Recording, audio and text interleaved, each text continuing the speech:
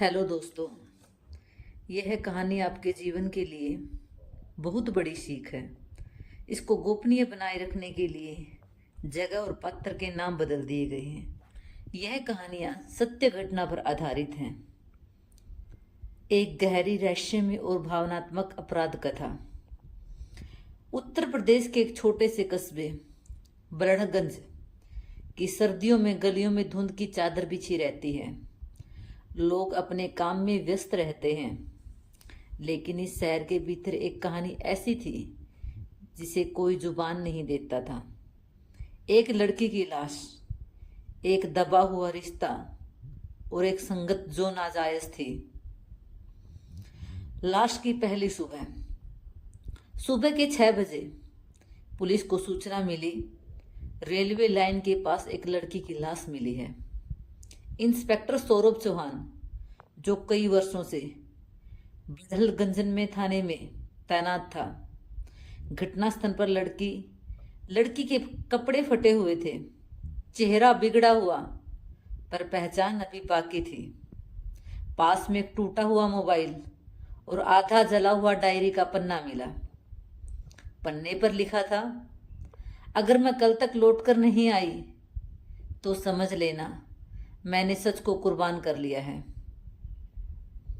Postmortem report में सामने आया, मृतका की उम्र 18 वर्ष के आसपास थी। मौत दम घुटने से हुई थी। शरीर पर अत्याचार के निशान थे। डीएनए रिपोर्ट से पुष्टि हुई, लड़की का नाम रिया शर्मा था, जो शहर के जाने माने नेता रामनिवास शर्मा की बेटी थी। खबर आग की तरह फैल गई। मीडिया, जनता और विपक्ष एक साथ चिल्लाने लगे, नेता की बेटी की हत्या हुई है। लेकिन नेता चुप था। ना कोई प्रेस, ना कॉन्फ्रेंस, ना कोई अपील। जांच आगे बढ़ी तो रिया की कॉल डिटेल से एक नंबर बार बार सामने आया, इरशाद अली। इरशाद मोहल्ले का एक 22 वर्षीय युवक था, जिसकी मां एक सरकारी स्कूल में चपड़ासी थी। रिया और इरशाद के बीच लगातार कॉल, चैट्स और फोटोज ने शक पैदा कर दिया। इंस्पेक्टर सौरभ को दोनों के बीच का रिश्ता समझ आ चुका था। रिया और इरशाद प्रेमी थे, लेकिन उनका रिश्ता समाज के लिए नाजायज था। धर्म, जाति और राजनीति के चश्मे से बंद दरवाजों के राज। पुलिस ने इरशाद को गिरफ्तार कर लिया। उसने कहा, मैंने रिया को नहीं मारा, मैं उससे प्यार करता था।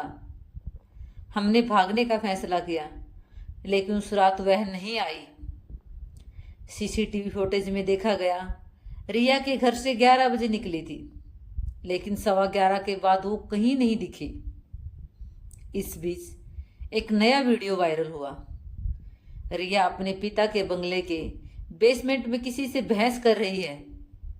पास में खड़ा आदमी चेहरा ढके था, लेकिन इंस्पेक्टर को अंदेशा हुआ, यह कोई करीबी हो सकता है, घर के भीतर का राक्षस। रिया की मां ने पुलिस और एक डायरी दी, रिया की निजी डायरी। रिया के पन्ने पर लिखा था, पापा मुझे इस इरशाद से अलग करना चाहते हैं। उन्होंने कहा कि अगर मैं नहीं मानी तो मुझे हमेशा के लिए चुप कर देंगे। ये पढ़ते ही इंस्पेक्टर सौरभ को शक हुआ, क्या नेता रामनिवास खुद अपनी बेटी की हत्या करवाई है। रिया की बेस्ट फ्रेंड नैना से पूछताछ में पता चला कि रिया उसे एक दिन पहले ही बताया था, अगर कुछ हुआ तो मेरे कमरे की अलमारी में यूएसबी ड्राइव है। पुलिस ने अलमारी की तलाशी ली। यूएसबी में एक ऑडियो रिकॉर्डिंग थी, पापा मैं इरशाद से शादी करना चाहती हूँ। ये नाम भी मत लेना तू, मर गई होती तो अच्छा होता। एक थप्पड़ की आवाज, एक चीख और एक चुप्पी। न्याय या राजनीति? इंस्पेक्टर सौरभ ने नेता रामनिवास को पूछताछ के लिए बुलाया। रामनिवास, ये सब झूठी है, ये सब झूठ है। मेरी बेटी को किसी ने फंसाया है। पर अब सारे सबूत सामने थे। यूएसबी, सीसीटीवी, काल और पन्ना। रामनिवास को गिरफ्तार कर लिया। नाजायज कौन था? कोर्ट में जब केस चला, रामनिवास में अंत में अपना अपराध कबूल कर लिया। मैंने अपनी बेटी को मारा है, पर मारने दिया। मैंने अपनी बेटी को मारा नहीं, पर मारने दिया, क्योंकि उसकी संगत नाजायज थी मेरे समाज के हिसाब से। मगर अब समझ में आया, मेरी सोच की संगत ही नाजायज थी।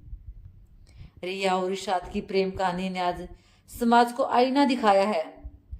इंस्पेक्टर सौरभ ने केस उलझा लिया, लेकिन वो अक्सर कहा करता है, कभी कभी जुर्म अदालत से नहीं, इंसान की सोच से शुरू होता है।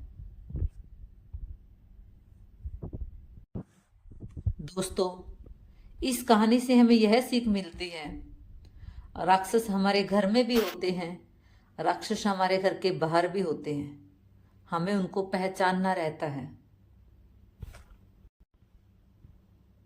यह कहानी सुनकर आपको क्या लगता है? रिया की गलती थी या उसके पापा रामनिवास की? ऐसी नई नई कहानियां सुनने के लिए हमारा चैनल सब्सक्राइब करें, गहरी सोच, जहां आपको सच्ची घटनाओं पर आधारित कहानियां सुनाई जाएंगी। धन्यवाद।